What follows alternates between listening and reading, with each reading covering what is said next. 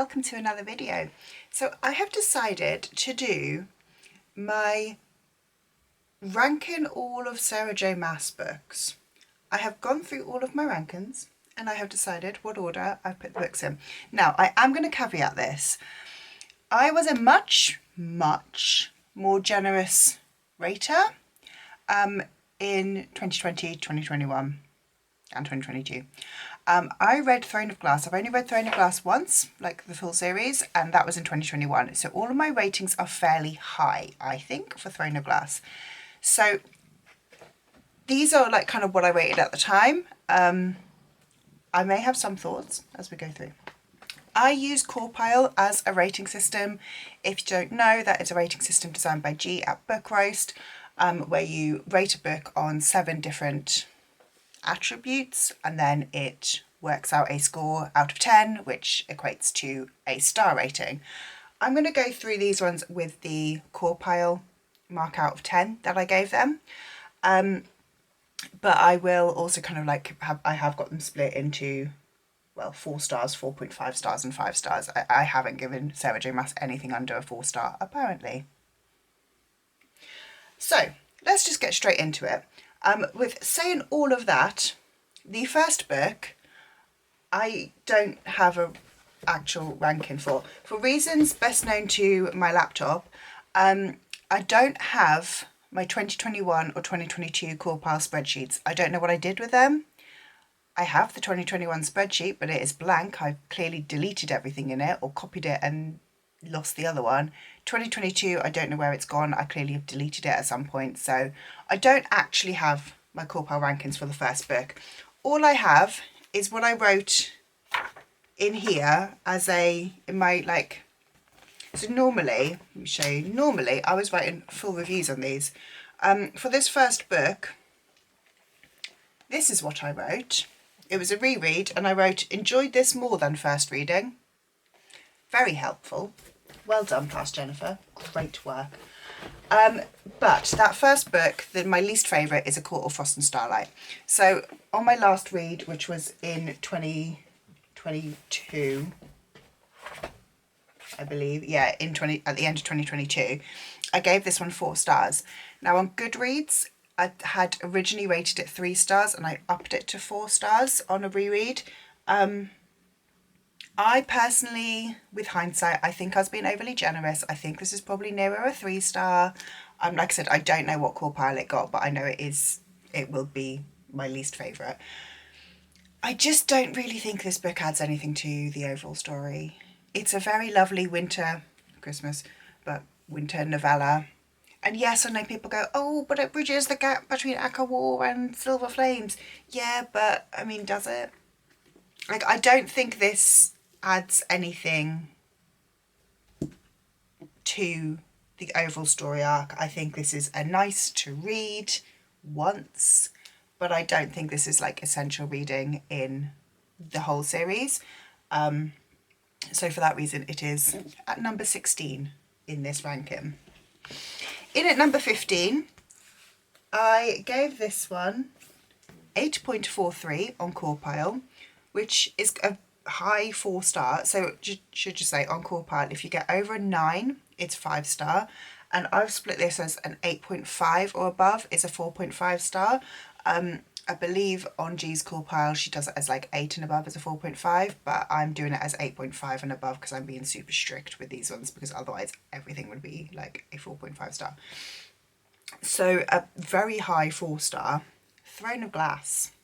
Now this one, I don't actually think is a 4 star. Now hindsight, again, I read this one. I've actually read Throne of Glass twice, but the last time I read it was in 2021. I don't think it's a 4 star anymore. I think it is probably nearer a 3. It's a good book. It is very clearly a debut. The writing's not the best. The characters aren't that developed. The story is a bit surface level. I enjoy it, but it is my least favourite of the Throne of Glass series. So yeah, for that case, it is in at number 15, even though apparently I rated it a very high 4 star. Next up, now I'm surprised at this one because I thought I liked this one more than I clearly did. So next up we've got A Court of Silver Flames, which I rated on my last read of it an 8.55. So just in at the 4.5 star level. I actually quite enjoy this one. Like, I do kind of agree. Again, I don't have actually any written review of this book anywhere. I don't think I reviewed it on Goodreads. I haven't reviewed it in my thingy, and I don't have my core pile rankings, so I don't really know what I gave this one. But I want to reread Silver Flames because I feel like the reason that I rated it slightly lower is that, and again, a 4.5 star is not a low rating, just so. But I think the reason that it's on the lower end of this stack, you know, this is number 14 out of 16 books. But I think that's because this came out before House of Sky and Breath. So before we knew where the Crescent City series was going, which I feel like leads a lot into, I felt like this was a lot of build up for Crescent City. You know, it was putting things in place. Yes, it's its own very good self-contained story, but it's putting a lot of things in place for Crescent City and where that series goes. I do like Nesta. I do like Cassian. I do want to reread this one because I think I feel like it probably is at about this right level of about what did I give it? An 8.55. I feel like that is probably a fair score. But I don't think it is fair for it to be quite as low on this whole ranking as it apparently is. In at number 13, ACOTAR. ACOTAR is a lovely story. Again, it's fairly surface level. I think where the story goes after ACOTAR is brilliant, but ACOTAR itself, it feels like she wrote this book and then was like, oh, I like those characters. I'm going to continue writing about them, but I chose the wrong one to focus on, so I'm going to have to do a 180. And I just feel like when you've read the whole series, ACOTAR doesn't really fit with the series. Like, it just kind of is a bit whereas the rest are brilliant. Like, you will see the rest coming up later. Obviously, apart from the two that we've already seen. I like ACOTAR, so what did I rate it?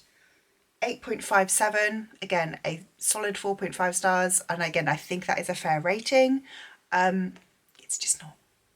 This one I possibly won't. I don't know if I will read ACOTAR again. I might reread it again to kind of read the full series, but probably not. Next, in at number 12, we have got Heir of Fire.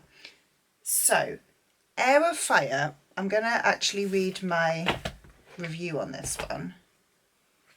So this one I read in 2021, January 2021, so it's been 3 years. And my review said, this feels like a new series. We've got new characters, new settings. They've got new names. We've got Aelin now instead of Selena. I like Aelin and Rowan, and I like Manon, but I'm not sure how she fits in yet. I did like it by the end. I want to see more, but I just don't really know how everybody fits together. And I do kind of stand by that review. This book does, again, a complete change. This, compared to Throne of Glass and Crown of Midnight, this is a completely different series. Completely different setting, completely different characters, completely different. I did enjoy it though. So I rated this one 8.57, same as ACOTAR.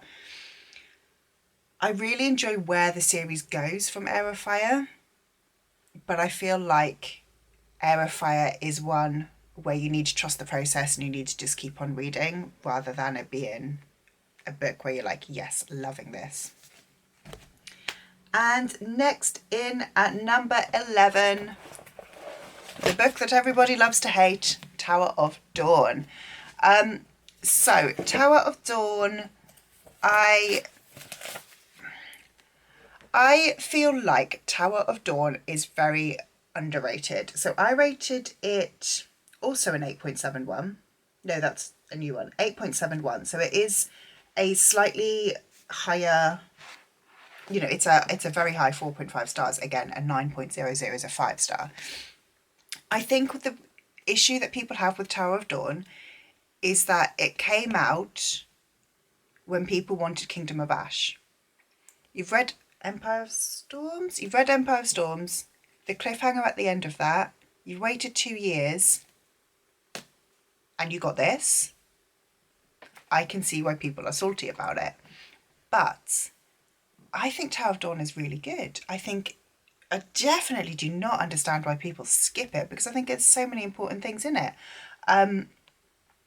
So I wrote when I read it, I said, this is a step away from the main plot line, and while it was good and interesting, I'm glad Kingdom of Ash is out, as I can see why people got mad. This is not the book you want after Empire of Storms.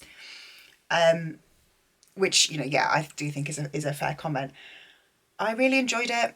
I liked seeing the other part of the world. I liked that kind of growth of the world and how it brought things together. I really enjoyed how it actually played back onto scenes that had happened in Assassin's Blade. I enjoyed this one, but I can fully appreciate why not everybody loves it. Next up, at number 10 on my list, I'm surprised by this one because I always thought I didn't like this book, but apparently I did. Crown of Midnight. So let me go. My review says that I really enjoyed this one, so I basically am just gushing in my review. There's lots of wows. I even finished up by saying this series is amazing so far. I rated this one an 8.86. So I clearly enjoyed it, but hindsight, and again, I haven't read the Throne of Glass series. I've read this book once, and I haven't read the series since 2021. I don't think that's a fair rating anymore. I don't think it is a very high 4.5 stars. I think it's a 4-star, but I don't think it's as... So I'm being joined by Bella. I don't think it is as high a rating as I gave it. So yeah, I do really want to reread the Throne of Glass series, and I think my ratings will change fairly dramatically with this. Like I said, I think Throne of Glass is probably nearer a 3-star. I think this one is probably nearer, probably a lower end of a 4-star. In fact, I think, to be fair, most of the Throne of Glass books you can probably take off half a star in my rankings, and that's probably a fair point where I'd rank them now. But yeah, clearly I enjoyed this when I read it, but my memory of it, is that it's not my favourite, so I'm surprised that it has appeared so high in these rankings. Next in at number 9, House of Sky and Breath. I loved this one the first time I read it, but I reread it only this year in preparation for House of Flame and Shadows, and I did lower my ranking. So it got a 5-star, well, the first 2 times I read it. It's now got a 4.5 stars. So I've rated this one as an 8.93. So again, it is super close to being a 5-star. If I gave quarter ratings, it would be like an 4.75, but like, who can be asked with that? Move your tail. But yeah, 8.5 for Sky and Breath. It has a whole plot line that doesn't really go anywhere in this book. And again, I do understand how it comes into fruition for book 3, but I feel like this one is very much a setup for book 3 rather than a story that you can read and enjoy in and of itself. So yeah, I did really enjoy this one. This is the highest rated of my 4.5s, and I mean 8.93, you can't get really any higher than that without becoming a 5. I did enjoy it a lot. I have read it now either 3 or 4 times, but I do think I feel like this is a very strong book, but I do feel like it is the weakest of the Crescent City trilogy. Next up, number 8, our first of the 5 stars, we have got Aka War. So I rated this one a 9.00. Now again, my memory, last read this from 2022. In my mind, I don't enjoy this book so much, so I'm surprised it is this high. I think this one is nearer a 4-star, maybe a 4.5. You like it, do you? But yeah, this one, I don't really understand why I rated it so highly. Like, I know it's a good book and I've enjoyed it when I read it. But yeah, this one, I'm surprised that I have got it this high in my rankings. With hindsight, it is probably lower. It is for sure lower. Especially when then, number 7, we have got Akamath, which I also rated a 9.00. Now, I really enjoy Akamath, so I don't understand why these two I have rated the exact same score when I really enjoy this one and I don't seem to enjoy this one. So I'm not really sure what's going on there. Like I said, I was a much more generous rater back in the day. I'm just a grumpy bitch now, and so, you know, rate meanly. Akamath I really, really enjoy. So we're at number 7. I really enjoy this one. I think this is great. This is the best of the ACOTAR series by far, in my mind, even though apparently it is on par with ACA War, but yeah, I don't know what went on there. So yeah, enjoy this one a lot. I don't really have anything else to say about it other than I really like it. I like where the plotline goes in this one. I like the character development, and I like the way that Reese helps Feyre deal with her trauma, which again, the reason I like it in this one, which is why I don't understand why I rated Silver Flame so much lower, because I also love how SARAH J MAAS deals with trauma in Silver Flames. I don't really understand my own rating system. Next, at number 6, we have got House of Flame and Shadow. So I rated this one a 9.04. I played around with my rating on this one so much. When I first read it, as soon as I finished, I rated it and it was a 4.5. I then gave it like a week or so and kind of thought about it, and I changed my enjoyment rating on it ever so slightly. What are you eating? And I changed my enjoyment rating on it, and it came out as, like I said, just over a 5-star. I do enjoy this one a lot. I did really like it, but I had so many issues with this book. Again, plot lines that didn't really make sense. There were loopholes, there were plot holes, there were just a lot of things that defied the logic that had been built up in all of these series. You know, we've had 7 books, really, all of ACOTAR and all of Crescent City to get to this one, and there was so much that just kind of fell flat and was convenient when it didn't need to be. Yeah, I have got a whole slightly ranting review on this one, which I will link up above, but I did enjoy it. Like I said, I mean, you know, this is number 6 out of 16. I really enjoyed it. It got a 5-star, but I don't think it is a perfect book. I really want to reread it though, because I did read it when, with hindsight now, I was getting into my fantasy slump. So I do want to reread this one at a later date, and I think I will be more generous with it. I think I was a bit picky because I was not in the right mind to read heavy fantasy.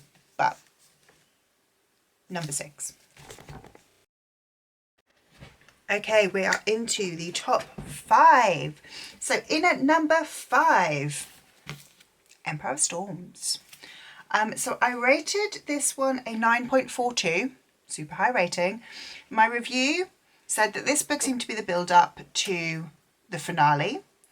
There was lots that happened, but also there wasn't a lot of that happened. The characters seemed to do a bit of a 180 in some places, but the ending. And again, like I said, I read this once and it was 3 years ago, and I don't remember the intricacies of this book. I basically binge read the full Throne of Glass series over 2 months, which is I think a fairly quick read for this very long series, especially as all of the books are very long. So I don't remember exactly what happened in this book specifically, but the ending, Yeah, I clearly really enjoyed it. Again, I can't give you any specifics on any more than I just said really on why I really enjoyed it, but I did. But I want to reread. Number 5. In at number 4, I rated this book a 9.51. So again, very high rating. Assassin's Blade. On my review of Crown of Midnight, I actually said I was considering skipping Assassin's Blade and just continuing with the main storyline. Obviously I'm very glad I didn't, because this is fantastic. I think that like the Easter eggs that appear in here and the characters that appear in here that you then don't see again for like 5-6 books later, absolutely amazing. Sam Cortland, he deserves the world and he deserves so much better. Yeah, I don't have a huge amount to say. I mean, I've got in here, I'm going to try not to spoil it. I knew about Sam, but I still cried. I hadn't felt their romance until reading Assassin's Blade. So I loved it. I loved it. Really, really good. I have no other words. At number 3, and again, slightly surprised by this one, is Queen of Shadows.